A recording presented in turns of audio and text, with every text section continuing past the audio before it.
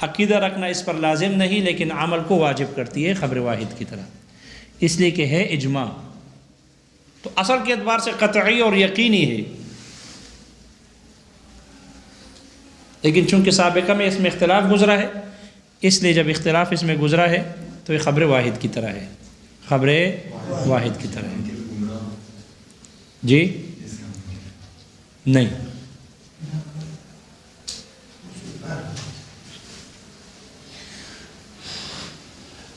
یہ تھے اجماع کے 4 مراتب۔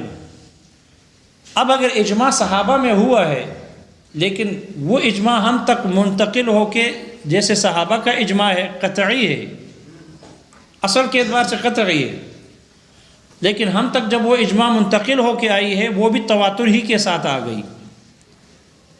تو جو اجماع صحابہ کا، سلف اور صالحین کا اجماع ہو اور ہم تک تواتر کے ساتھ پہنچ جائے تو وہ اجماع پر حدیث متواتر کی طرح ہے، حدیث متواتر کی طرح ہے۔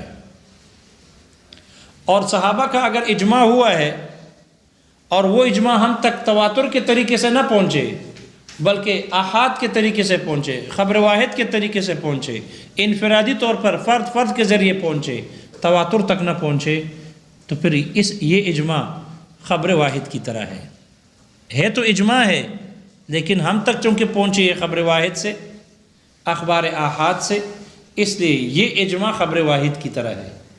صحابہ کا اجماع خبر واحد کی طرح ہے۔ جیسے خبر واحد مفید ظن ہے، مفید علم نہیں، یقین نہیں، اسی طرح یہ اجماع بھی مفید ظن ہے، مفید علم اور یقین نہیں ہے۔ مفید ظن تو ہے کیونکہ ہم تک پہنچنے میں خبر واحد کے ذریعے سے آئی ہے، لیکن اصل کے اعتبار سے تو اجماع یقینی ہے، یقین کا فائدہ دیتی ہے، لیکن پہنچنے میں چونکہ ہم تک پہنچنے میں خبر واحد اور اخبار احاد کے ذریعے سے آئی ہے، اس لیے مفید ظن ہے۔ جیسے کہ خبر واحد حدیث آپ علیہ الصلوۃ والسلام کا فرمان ہے، تو حدیث اصل کے اعتبار سے ایک معصوم کا قول ہے، اس لیے حجت ہے، مفید یقین ہے، لیکن وہ ہم تک پہنچنے میں چونکہ خبر واحد کے ذریعے سے پہنچی ہے، درمیان میں کئی سارے احتمالات ہیں، اس لیے اخبار احاد کے ساتھ پہنچنے کی وجہ سے وہ خبر واحد جو اصل کے اعتبار سے یقینی تھا اب کیا ہو گیا؟ مفید ظن ہو گیا، مفید یقین نہیں، خبر واحد۔ ایسا ہی اجماع بھی اصل کے اعتبار سے یقینی ہے، لیکن ہم تک پہنچنے میں چونکہ خبر واحد کے طریقے سے پہنچی ہے، اس لیے یہ مفید ظن ہوگی، ظنیت کا فائدہ دے گی، یعنی موجب للعمل تو ہوگی لیکن موجب للعلم والیقین نہیں ہے، موجب للعلم والیقین نہیں ہے۔ سنت خبر واحد کی طرح ہے، اس لیے جیسے خبر واحد قیاس پر مقدم ہوتا ہے ایسے ہی یہ اجماع بھی قیاس پر مقدم۔ اگر کہیں اس اجماع کے مخالفت میں قیاس آ جائے تو جیسے خبر واحد کو مقدم کیا جاتا ہے قیاس پر، ایسا ہی یہ اجماع بھی قیاس پر مقدم ہوگی، یہ اجماع بھی قیاس پر کیا ہوگی؟ مقدم ہوگی۔ اگرچہ بعض حضرات نے، جیسے کہ امام غزالی رحمہ اللہ کی طرف منسوب ہے اور ہمارے بعض فقہا کی طرف یہ منسوب ہے کہ یہ مفید ظن نہیں، موجب للعمل نہیں ہے، جو اجماع خبر واحد سے نقل ہو کے آ جائے یہ مفید یقین، مفید ظن، موجب للعمل نہیں ہے، جیسے موجب للعلم نہیں ایسا ہی موجب للعمل بھی نہیں ہے۔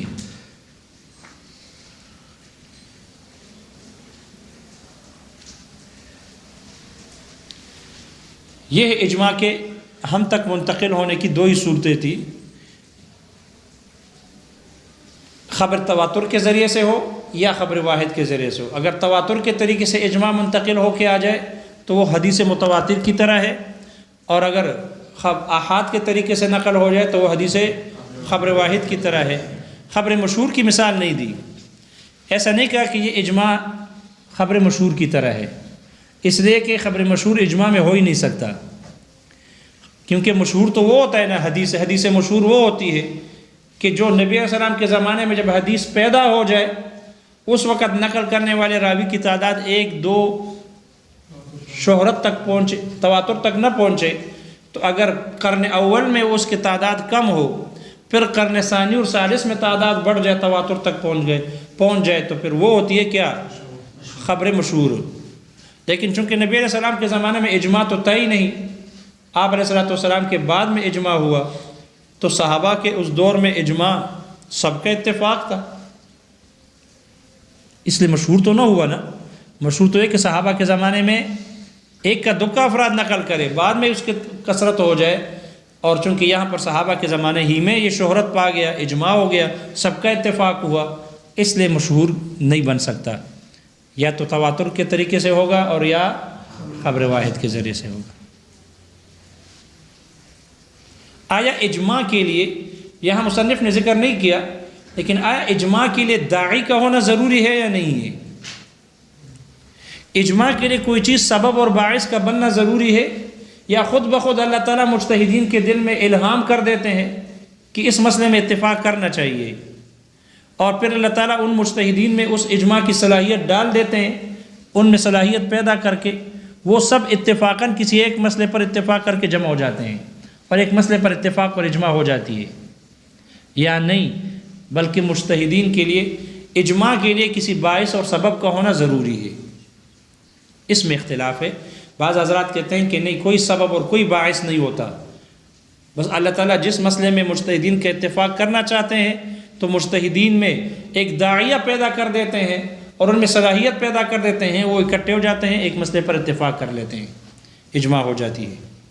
جبکہ اکثر حضرات کہتے ہیں کہ نہیں، اجماع کے لیے داعی اور باعث کا ہونا ضروری ہے، کسی سبب کا ہونا ضروری ہے، اور وہ باعث اور سبب کبھی خبر واحد ہوتی ہے، کبھی قیاس ہوتی ہے، اور کبھی کتاب اللہ کی آیت بھی ہوتی ہے۔ جیسے کہ خبر واحد ہے، آپ علیہ السلام نے نہا عن بیع قبل القبض، آپ علیہ السلام نے بے قبل القبض سے منع کیا، بے قبل القبض سے منع کیا، قبضے سے پہلے بے کرنے سے منع کیا، یہ خبر واحد ہے، حدیث ہے، اس پر حضرات صحابہ نے اجماع کر لیا، اس پر حضرات صحابہ نے اجماع کر لیا، لہذا خبر واحد سبب بن گئی اجماع کے لیے، باعث بن گئی۔ اسی طرح قیاس بھی سبب ہے اور داعی ہے اجماع کا، جیسے کہ اموال ربویہ میں سے آپ نے 6 چیزوں کو بیان کیا، الحنطۃ بالحنطۃ، الشعیر بالشعیر، التمر بالتمر، الملح بالملح، والذهب بالذهب، الفضة بالفضة، اور کیا ہے؟ مثلا بمثل، یدن بیدن، والفضل ربا۔ یہ 6 چیزیں ہیں، انہی 6 چیزوں پر چاولوں کو قیاس کیا گیا، ان 6 چیزوں پر چاولوں کو کیا کیا گیا؟ اگر چاولوں کو چاولوں کے عوض میں بیچا جائے تو ان میں بھی مثلا بمثل اور یدن بیدن ضروری ہے۔ اس چاولوں کے قیاس پر اجماع ہوا، چاولوں کے قیاس پر کیا ہوا؟ اجماع ہوا، تو اس اجماع کا سبب اور باعث قیاس بن گیا۔ یا کبھی کتاب اللہ کی آیت بھی ہو سکتی ہے، جیسے کہ حرمت علیکم امہاتکم و بناتکم، اس آیت پر اجماع ہوا کہ جدات کے حرمت پر اور بنات البنات کی حرمت پر اجماع ہوا، کیونکہ آیت میں تو بنات ہے، بنات البنات نہیں ہے، تو پھر امہات الجدات اور بنات البنات کی حرمت پر اجماع ہوا۔ اس لیے اجماع خود بخود نہیں ہوتا، بلکہ اس کے لیے باعث کا ہونا، سبب کا ہونا ضروری ہے، کوئی داعی ہو، چاہے وہ خبر واحد ہو یا قیاس ہو یا قرآن مجید کی کوئی آیت ہو۔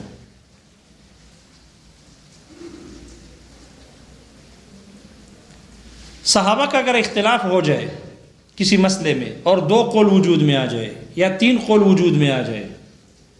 تو پھر بعد والے حضرات کسی ایک قول پر اختیار کر سکتے ہیں، ایک قول کو اختیار کر سکتے ہیں، ان 2 قولوں سے 3 قولوں سے خارج نہیں ہو سکتے، کیونکہ یہ بھی اجماع ہے، لیکن اجماع مفرد نہیں، اجماع مرکب ہے، اجماع مفرد نہیں بلکہ اجماع مرکب ہے۔ اس سے خارج نہیں ہو سکتے، ایک تیسرے قول کو یا چوتھے قول کو جو ان اقوال میں سے نہ ہو پیدا نہیں کر سکتے مجتہد، انہی میں سے کسی ایک قول کو اختیار کرنا پڑے گا۔ تو عام طور پر اجماع کی جو قسمیں بیان کی جاتی ہے، اجماع کی دو قسمیں ہیں، اجماع سندی اور اجماع مذہبی۔ اجماع سندی، اجماع مذہبی۔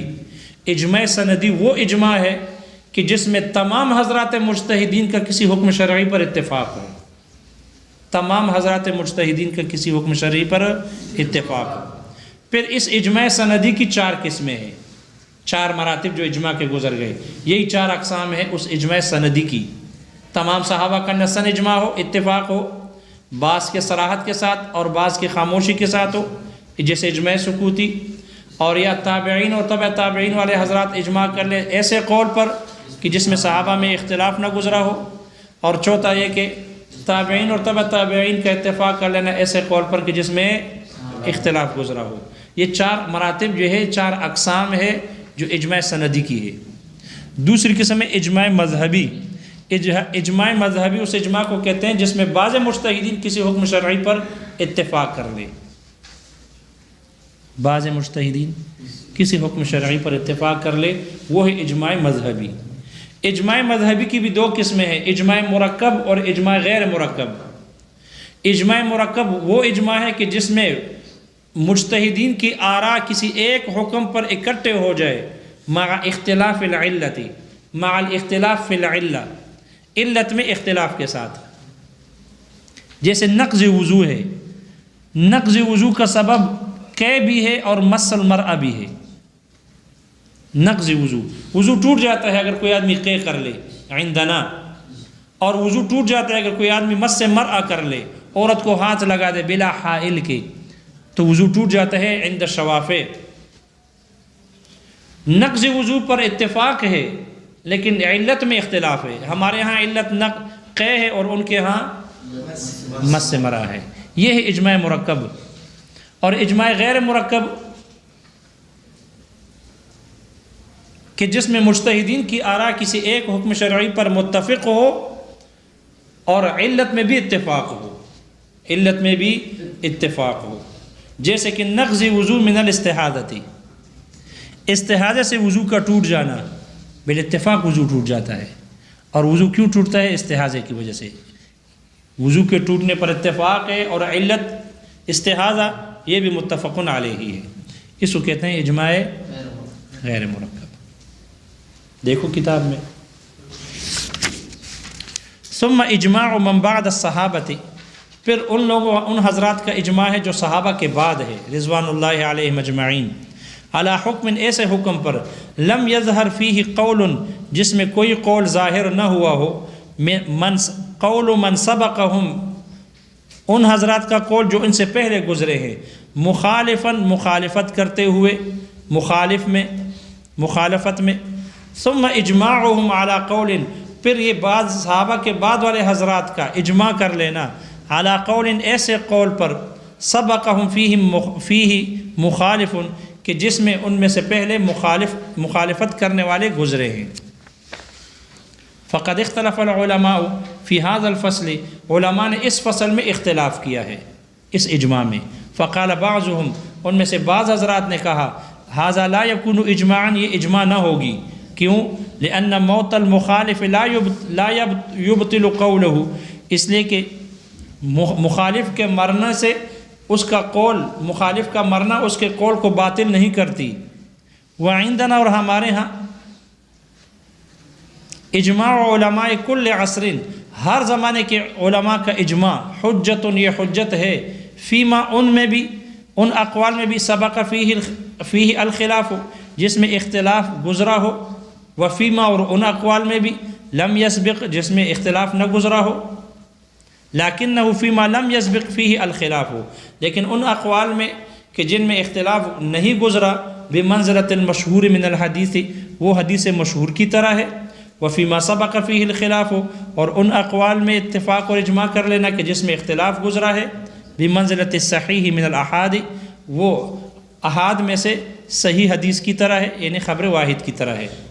وَإِذَا انْتَقَلَ إِلَيْنَا إِجْمَاعُ السَّلَفِ، اور جب صحابہ کا اجماع ہم تک منتقل ہو کے آ جائے، بِإِجْمَاعِ كُلِّ عَصْرٍ عَلَى نَقْلِهِ، اس کے نقل پر ہر زمانے کے اجماع کے ساتھ ہو، كَانَ فِي مَعْنَى نقل الحدیث المتواتر، تو وہ حدیث متواتر کے نقل کے معنی میں ہوتی ہے۔ وَإِذَا انْتَقَلَ إِلَيْنَا بِالْإِفْرَادِ، اور جب وہ اجماع ہم تک منتقل ہو کے آ جائے افراد کے ساتھ، یعنی تنہا اور احاد کے ذریعے سے، كَانَ كَنَقْلِ السُّنَّةِ بِالْأَحَادِ، تو یہ احاد کے ذریعے سے سنت کے نقل کی طرح ہے، یعنی خبر واحد کی طرح ہے۔ وَهُوَ يَقِينٌ بِأَصْلِهِ، اور یہ اپنے اصل کے اعتبار سے یقینی ہے، لَكِنَّهُ لَمَّا انْتَقَلَ إِلَيْنَا بِالْأَحَادِ، لیکن جب ہم تک منتقل ہو کے آ گئی ہے خبر واحد کے ذریعے سے، أَوْجَبَ الْعَمَلَ دُونَ الْعِلْمِ، تو اس نے عمل کو واجب کیا نہ کہ علم کو، وَكَانَ مُقَدَّمًا عَلَى الْقِيَاسِ، اور یہ اجماع قیاس پر مقدم ہوگی۔ بس